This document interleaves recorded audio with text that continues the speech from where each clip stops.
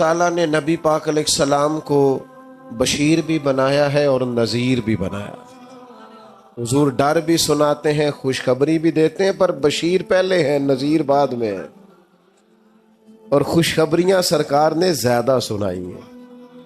میں اور آپ جس ماحول میں رہتے ہیں نا، اس ماحول میں لوگ خوش نہیں ہوتے. ایک تو کوشش کرتے ہیں خیر کی خبر ہی نہ دیں. کسی بندے کے اندر 99 خوبیاں ہوں گی بیان نہیں کریں گے، ایک خامی ہوگی روز بیان کریں. نتیجہ کیا نکلتا ہے؟ مزاجوں میں خوشی پیدا نہیں ہوتی. آہستہ آہستہ انسان غم کا اور غم والی خبروں کا عادی ہوتے ہوتے معاذ اللہ مایوس ہونے لگتا ہے. دین اسلام اللہ کی رحمت کی خوشی اور خوشخبری سناتا ہے. دین کہتا ہے کہ مزاج خوش رہے. ایسا نہیں ہے کہ دکھ بندے کو نہیں آتے، دکھ تو ہمیشہ ساتھ رہتے ہیں. جیسے جیسے انسان خود سفر کرتا ہے، دکھ بھی ساتھ سفر کرتے ہیں. ان کے نام بدل جاتے ہیں.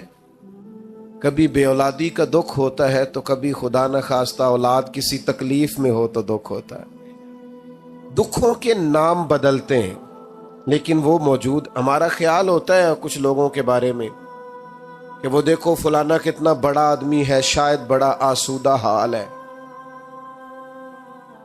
میں آپ کو تجربے کی بات بتاتا ہوں، جتنا بڑا بندہ بڑا ہوتا ہے اس کا دکھ بھی اتنا بڑا ہوتا ہے. لائٹ بند کرنا. میرے عزیز، دکھ ساتھ ساتھ رہیں گے، لیکن آپ اس حقیقت کو بھی سمجھیں کہ نبی پاک علیہ السلام نے فرمایا سب سے زیادہ انبیاء کو تکلیفیں آتی ہیں، اور حضور فرماتے ہیں سب سے زیادہ نبیوں میں سے مجھے تکلیفیں آئی ہیں. لیکن حضرت حارث ابن عبداللہ رضی اللہ تعالیٰ عنہ فرماتے ہیں میں نے اتنا مسکراتے کسی کو نہیں دیکھا جتنا مدینے والے محبوب مسکرایا کرتے. دکھ تو رہیں گے، تکلیفیں تو رہیں گی.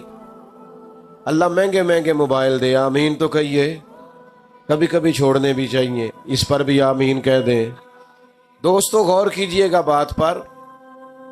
دکھ بھی ساتھ رہے لیکن حضور نے مسکرا کے وقت گزارا.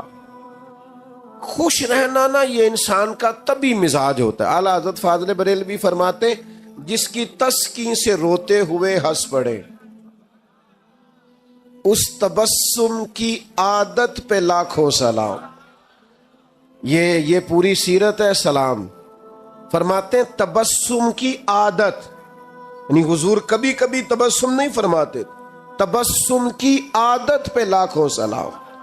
یہ تبسم کرتے رہنا، مسکراتے رہنا، یہ حضور کی عادت. ہم پتہ کیا کرتے ہیں؟ ہم بار والے سارے دکھ بھی اٹھا کے گھر لے آتے ہیں.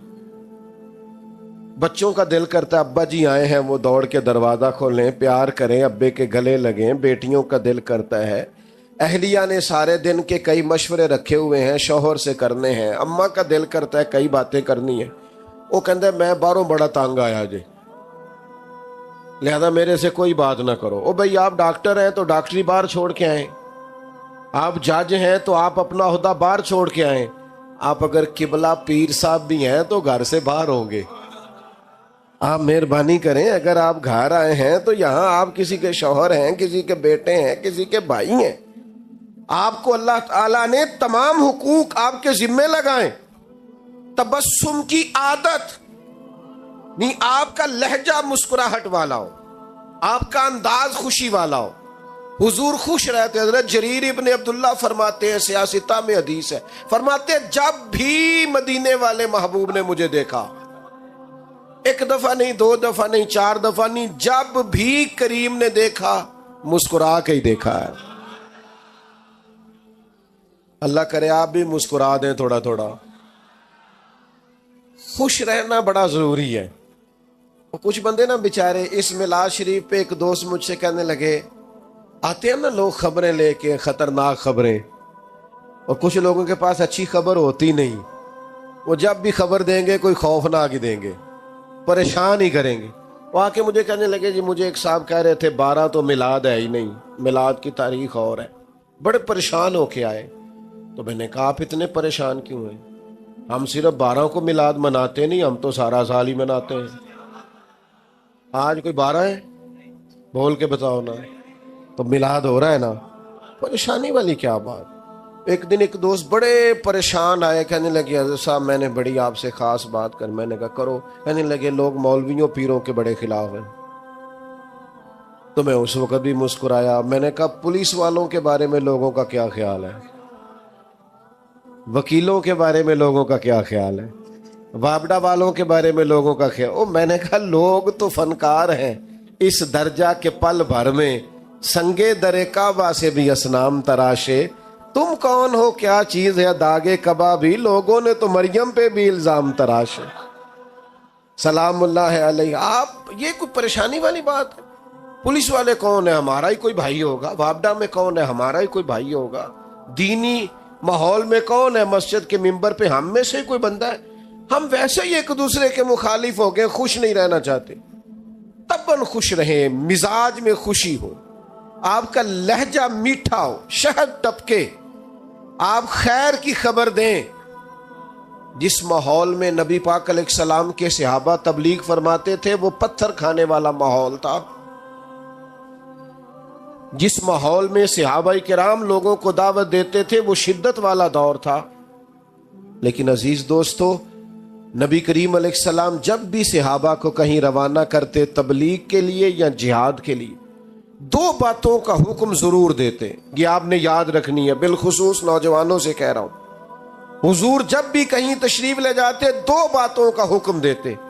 ایک تو فرماتے جہاں جا رہے ہو نا وہاں لوگوں کو مایوس نہ کرنا، خوشخبری دینا۔ اور دوسرا حضور فرماتے جہاں جا رہے ہو نا وہاں لوگوں پر مشکل نہ کرنا، آسانی کرنا۔ سیدہ طیبہ طاہرہ حضرت عائشہ صدیقہ رضی اللہ تعالیٰ عنہ بیان فرماتی ہیں، خود نبی کریم علیہ السلام کو اگر 2 چیزیں امت کے بارے میں دیا جاتا اختیار کے محبوب یہ قبول کر لے یا یہ قبول کر لیں، تو حضور جو آسان ہوتی تھی وہ قبول فرمایا کرتے۔ مشکلات نہیں، آسانی، مایوسی نہیں، خوشخبری، یعنی آپ مسکرائیں، آپ میں خوشی ہو، حالات سخت بھی ہوں تو مسکرانا ہے، دن ڈاڈے بھی ہوں تو مایوس نہیں ہونا۔ ہمارے جوانوں کو لوگ مایوس کرتے ہیں۔ ہمارے ملک میں ایک بڑے اچھے کالم نویس ہے، انہوں نے ایک دفعہ کالم لکھا تھا۔ وہ کہنے لگے جی ایک گاؤں کا چودھری فوت ہو گیا، تو وہ پوتا اپنی دادی سے کہنے لگا کہ اب چودھری کون بنے گا؟ تو اس نے کہا بیٹا، اس کا بیٹا چودھری بنے گا۔ تو اس کا وہ فوت ہو گیا، تو کہا اس کا بیٹا، وہ فوت ہو گیا تو اس کا بیٹا۔ تو دادی کہنے لگی بیٹا سارا گاؤں بھی فوت ہو جائے تو چودھری نہیں بن سکتا۔ تو انہوں نے نا وہ یہ واقعہ لکھ کے نیچے لکھا کہ جناب ہمارے ملک میں چند خاص مخصوص سیاسی خاندانوں کی حکومت ہے، غریبوں کے بچے چودھری نہیں بن سکتے۔ تو کالم نویس میں میرا کبھی کبھی ان سے ملاقات ہو جاتی تھی، رابطہ ہو جاتا تھا۔ میں نے فون کیا، میں نے کہا آپ اچھے لکھا رہی ہیں، پر یہ کہ آپ نے ملت کے جوانوں کو مایوس کر دیا ہے۔ کس نے آپ کو کہا ہے غریب کا بچہ چودھری نہیں بن سکتا؟ آپ کچا کر رہے ہیں میری ملت کے جوانوں کو۔ تو میرے ساتھ آ، میں تجھے دکھاتا ہوں غریبوں کے بچے چودھری بنے ہوئے ہیں۔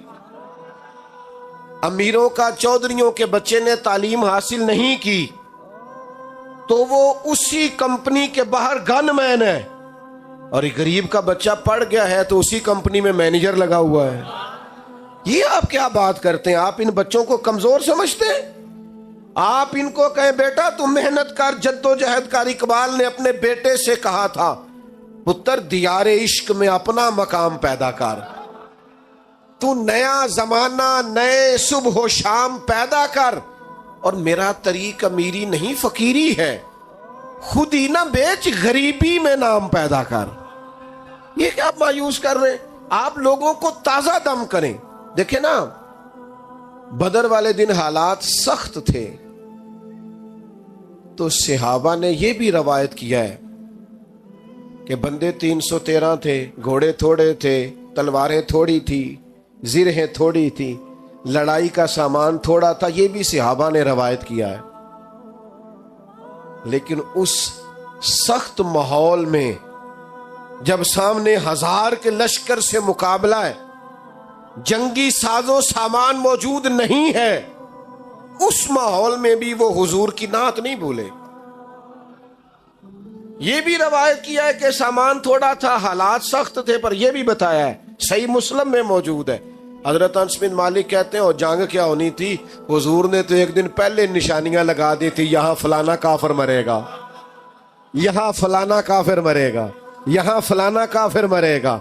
علم غیب رسول کے منکر اس حقیقت کو بھول جاتے ہیں۔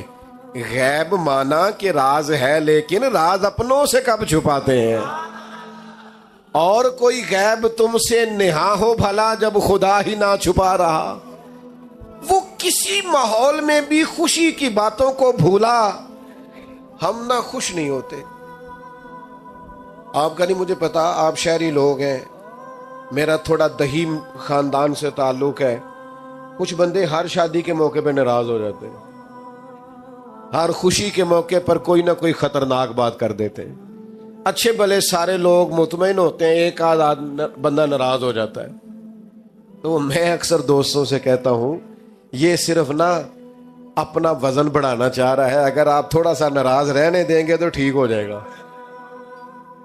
کیونکہ بلا وجہ ناراض ہے نا، کوئی شرعی عذر نہیں، سبب نہیں، سبب ہو تو معافی مانگے، بلا وجہ ہی کوئی عذر نہیں، کوئی وجہ نہیں۔ اچھا بلا خیر کا کام ہو رہا ہونا تو کوئی ناراضگی ہو بھی تو ناراض نہیں ہونا چاہیے۔ اس کا طریقہ ہوتا ہے یار کہ جب سب خوش ہیں تو ہم بھی خوشیوں میں خوش رہیں، لیکن کچھ لوگ تصور خوشی سے عاری ہیں۔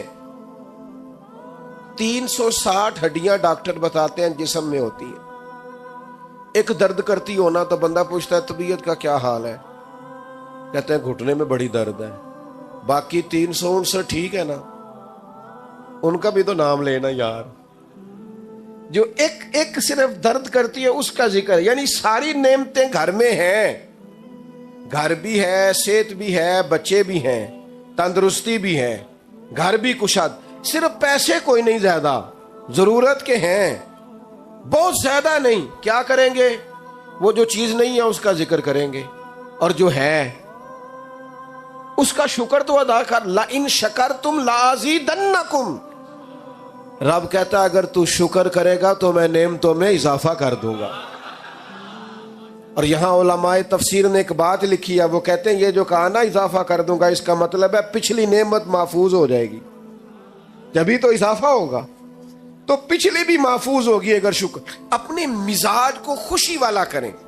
وہ حضرت رابعہ بصریہ رحمت اللہ علیہا کے محلے کا ایک نوجوان تھا، تو ایک دن اب وہ تھوڑی آبادی ہوتی تھی تو گاؤں میں محلوں میں جو بچے رہتے تھے ان کا پتہ تو ہوتا ہی تھا، اماں جی جانتی تھی اس بچے کو، تو وہ بچہ ایک دن نکلا تو اس نے سر پہ پٹی باندھی ہوئی، آیا بھی گیا بھی 2-4 دفعہ 5 دفعہ گھر سے نکلا تو پٹی بندھی ہوئی۔ تو اماں جی فرمانے لگی پتر کیا ہوا؟ کہنے لگا سر درد کرتا ہے۔ فرمانے لگی پہلے تو کبھی پٹی نہیں بندھی۔ کہنے لگا زندگی میں پہلی دفعہ درد کیا۔ اماں جی فرمانے لگی عمر کتنی ہوگی؟ کہنے لگا 40-45 سال ہو ہی گئی ہے۔ فرمانے لگی بیٹا 40 سال رب نے شفا دی، شکر کی ایک پٹی بھی نہیں باندھی، شکر کی ایک پٹی بھی نہیں باندھی، اور آج پہلے دن درد ہوا ہے تو شکوے کی پٹی باندھ کے سارے محلے کو دکھاتا پھرتا ہے۔ تو شکر کی پٹیاں بھی تو کبھی باندھو نا یار، جو نعمتیں ہیں کبھی ان کا اظہار بھی تو کرو نا۔ دیکھو نا میرے نبی پاک کا طریقہ کیا ہے۔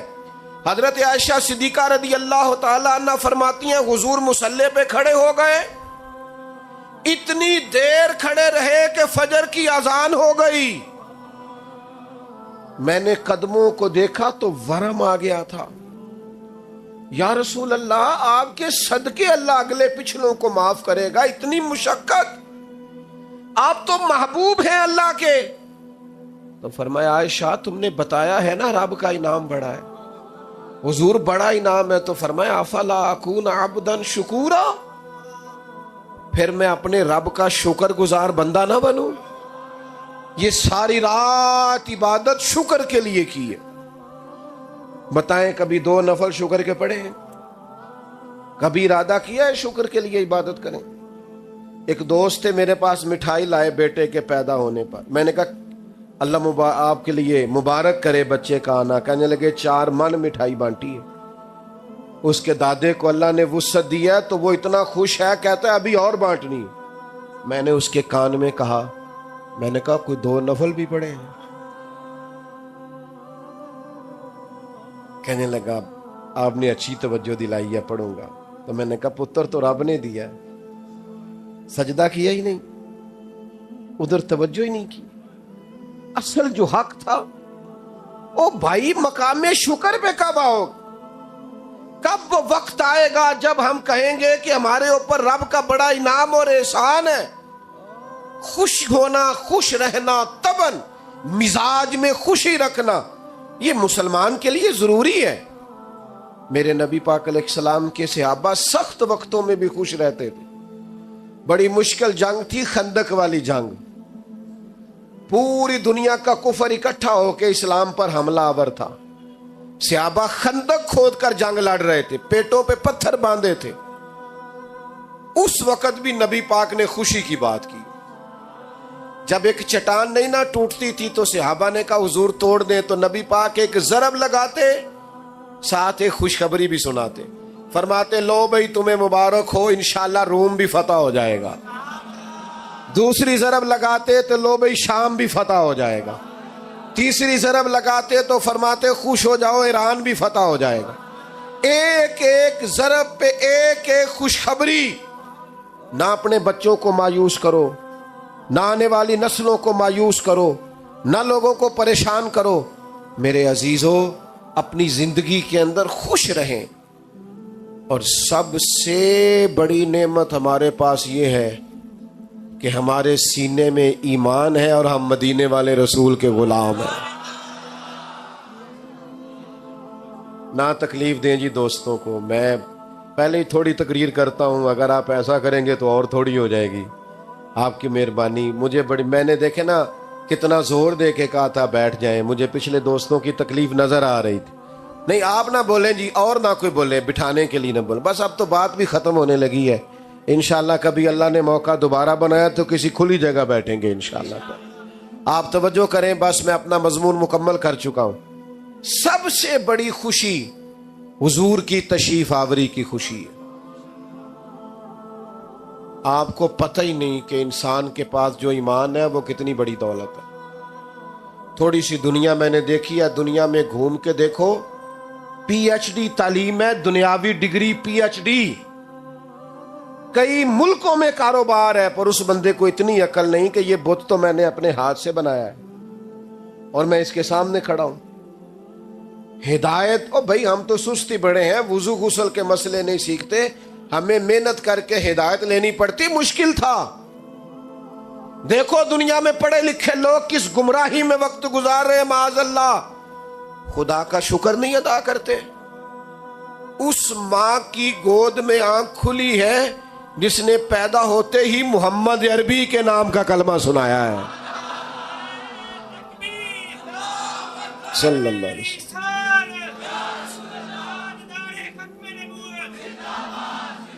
یہ نعمت اتنی بڑی شکر کے قابل ہے.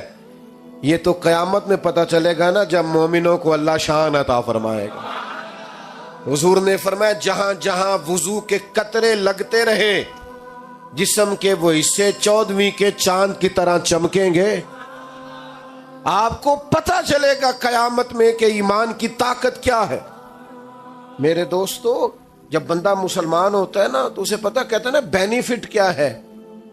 تو بینیفٹ یہ ہے کہ نیکی کا صرف ارادہ ہی کیا ہے، کی کوئی نہیں، ارادہ ہی کیا ہے. اللہ کے فرشتوں نے نامہ اعمال میں لکھ بھی دی ہے، اور اگر کر لی تو کی ایک لکھی کتنی جائیں گی؟ 10 سے لے کر 700 گنا تک.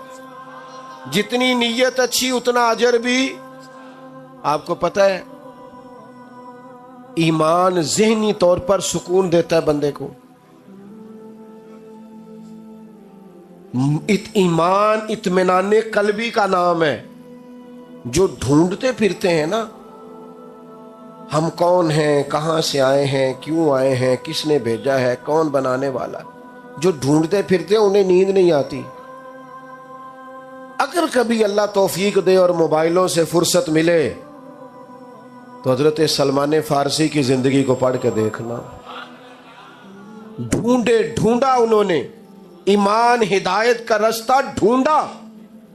اگر انسان کو عقیدے نہ ملے، معرفت الہی نہ ملے، توحید باری تعالیٰ نہ ملے، اسے پتہ ہی نہ ہو کہاں سے آیا ہوں، کیوں آیا ہوں، کس نے بھیجا ہے، تو زندگی کا سارا آنا جانا بے مقصد ہو جائے.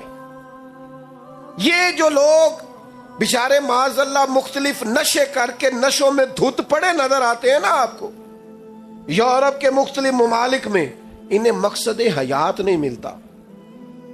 اور بندہ مومن، میرے ملک کے مزدور کو کبھی روٹی کھاتا دیکھو، وہ دوپہر کو جب اچار سے روٹی کھاتا ہے تو آدھا اچار پونے کو بھی لگ گیا ہوتا ہے، لیکن جس مزے سے وہ روٹی کھا کے شکر ادا کرتا ہے،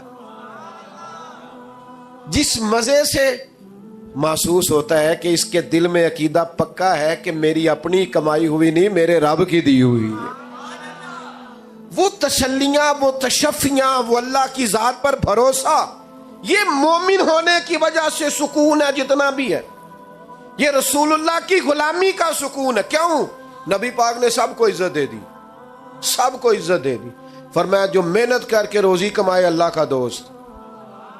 تو یا رسول اللہ اگر ماڑا ہو تو میری طرف دیکھ رہے ہیں نا آپ، حضور اگر غریب ہو تو فرمایا امیروں سے 500 سال پہلے جنت میں جائے گا. حضور نے فرمایا مجھ پر غریب لوگ ایمان لائے، غریبوں نے وقت گزارا، جنت میں جاؤں گا تو آگے پیچھے دائیں بائیں غریب لوگ ہی ہوں گے. جب سے دیکھا ہے نا لباس بشری میں تجھے، ہر فرشتے کی یہ خواہش ہے کہ انسان ہو جائے. بڑے لوگوں نے غریب ہونا پسند کر لیا تھا. جناب صدیق نے سارا مال قربان کر دیا، حضرت ختیجہ نے سارا قربان. سونے کو غریبی پسند ہے تے جیم جان دا کچھ وسا نہیں ہو، جان یار نو دے تے آزاد ہو جا. ایسے دل دے ہیں فساد سارے، دل پر نو دے تے آزاد ہو جا. جو رکھے آباد تے رو وسدا، جدو کرے برباد برباد ہو جا. قربان کر دیا. حضور کو جو غریبی پسند ہے تو ہمیں بھی پسند ہے. تو یا رسول اللہ اگر کوئی امیر ہو تو صحابہ میں سب سے امیر حضرت عبد الرحمن ابن عوف ہے. حضور نے جنت کی بشارت دی ہے. اور سنو امیرو، رج مال کماؤ پر دیانتداری سے کمانا، غریبوں کا خیال رکھنا. میرے نبی نے جناب عبد الرحمن ابن عوف سب سے امیر تھے، پر حضور نے ایک نماز ان کے پیچھے ادا کی ہے. اتنا اعتماد ہے. اور حضور نے فرمایا جو تاجر سچ بول کے تجارت کرے، سچا ہو، دیانتدار ہو، قیامت کے دن اللہ اسے نبیوں کے ساتھ جگہ عطا فرمائے گا. غریب کو بھی عزت دی، امیر کو بھی عزت دی، استاد کو بھی عزت دی، عالم کو بھی عزت دی، حافظ کو بھی عزت دی. کچھ بھی نہیں، صرف مومن ہے، سفید داڑھی ہے، صرف مومن ہے اور داڑھی. فرمایا قبر میں جاتا ہے تو رب کہتا ہے فرشتوں اسے عذاب نہ دینا، مجھے حیا آتی ہے. تیرے بالوں کی عزت. حضرت ابراہیم خلیل کی داڑھی میں سفید بال آیا پہلی دفعہ، پہلے سفید بال نہیں تھا. عرض کی مالک یہ کیا ہے؟ فرمایا ابراہیم یہ تیری عزت ہے، یہ عزت دی ہے تجھے. سفید بال تو عزت ہے، یہ مرتبہ ہے، یہ مقام ہے. حضور نے ہر ایک کو عزت دی، ہر ایک. ماں کے قدموں نیچے جنت رکھ دی. فرمایا تم میں سب سے بہتر وہ ہے جس کا اخلاق اپنے گھر والوں کے لیے بہتر. بیوی کے لیے، بیوی کو پتہ ہے حضور نے کیا درجہ دیا؟ فرمایا جس نے نکاح کر لیا ایمان محفوظ کر لیا. اس اینگل سے کبھی بیوی کا مقام سمجھنا جو تیرے ایمان کے محفوظ ہونے کا ذریعہ بن گئی ہے، اس کا درجہ سمجھو کیا ہے. اور بہن اور بیٹی، فرمایا جس کے حصے میں 2 بیٹیاں 4 بیٹیاں آ گئی، یا باپ چلا گیا تھا تو بہنیں جس کے حصے میں آئیں، ان سے اچھا سلوک کیا، اچھی تعلیم دے کے رخصت کر دیا. فرمایا جس طرح میری 2 انگلیاں جڑی ہوئی ہیں میرے ساتھ جڑ کے جنت میں جائے گا. یہ ایمان ہے جو آپ کو ہر کام کو دین بنا دے گا. آپ کے ہر کام کو. وہ بعض لوگ کہتے ہیں جی میں تو دنیا دار ہوں. میں نے کہا مومن تو دنیا دار ہوتا ہی نہیں. روزی کمانا کو دنیا داری ہے, بچے پالنا کو دنیا داری ہے. یہ تو سارا دین ہے. آپ نے کہاں سے کر لیا کہ میں جناب دنیا دار ہوں؟ آپ دین دار ہیں. ایک نوجوان حضور کے سامنے سے گزرا, پوچھا کون ہے؟ کہ یا رسول اللہ یہ بڑی بھاگ دوڑ کرتا ہے, کاش اللہ کے رستے میں کرتا. حضور فرمانے لگے اگر ہاتھ پھیلانے سے بچنے کے لیے بھاگ دوڑ کر رہا ہے نا, اور اگر اپنے بچوں کو رزق حلال کمانے کے لیے کر رہا ہے, حقوق ادا کرنے کے لیے ماں باپ بہن بھائی بیوی بچوں کے, تو فرمایا یہ اللہ کے رستے میں ہی ہے. تو میرے عزیز خوش رہیں اپنی زندگی میں. یہ ناراضگیاں, یہ پریشانیاں, یہ ہر وقت الجھے رہنا, پریشان رہنا, ہلکا سا مسکرائیں تو صحیح. دیکھو مجھے کتنا ثواب ملا, آپ مسکرائیں. اب یہاں سے جاتے وقت بھی مسکراتے جائیں گے, ہمیں بھی آسانی سے جانے دیں گے آپ. یہ اتنے سے لوگوں سے خطرہ ہے, ذرا آپ لوگ اجازت دے دیں گے جانے کی؟ چلو جی اللہ جزا. اچھا سنیں ایک بات, آپ نے میری بات بھولنی نہیں. ظاہر ہے یہاں تو سارے لوگ نماز نہیں پڑھ سکیں گے, رش کافی ہو گیا ہے. عشاء پڑھے بغیر سونا نہیں. آپ میری گھر جا کے تعریف اگر کریں گے نا جی آج پیر صاحب بڑی اچھی تقریر کی ہے, تو اماں نے لاگوں کہہ دینا ہے کہ عشاء دے تو پڑھی نہیں. تینوں کی فائدہ آیا نماز پڑھے بغیر سونا. اور اگر ایک اپیل کر لو نا, ایک چھوٹی سی چیز مانگنی آپ سے مانگ لوں, چلو تسی نہیں مندے نہیں منگدے, اسی مانگ لیں چھوٹی سی چیز. آج فجر نہیں چڑھنی یار سویرے, آپ نے مہربانی کرنی, صبح کی نماز نہیں چھوڑی, پڑھیں گے انشاءاللہ تعالی. ٹائم پہ الارم لگائیں تگڑا. آپ لوگ بیٹھ جائیں جی جلدی سے, 1 منٹ سے پہلے بیٹھ جائیں. اللہ آپ کو سلامت. بیٹھ جائیں جی بیٹھ جائیں, اللہ آپ کو خوش رکھے. فجر کی نماز پڑھیں گے انشاءاللہ تعالی. تگڑا سا الارم لگائیں, فجر پڑھنی ہے, اور اس کے بعد نہ زیادہ نہیں, ایک تسبیح حضور پہ درود شریف پڑھنا. میرے گناہ معاف ہوں گے اگر آپ یہ کام کر لیں گے میرے کہنے پر, تو میری غلطیاں کافی ساری, میرا بڑا فائدہ ہو جائے گا. صبح تگڑا الارم لگائیں, اٹھیں اور درود پڑھ کے دیکھیں سکون کتنا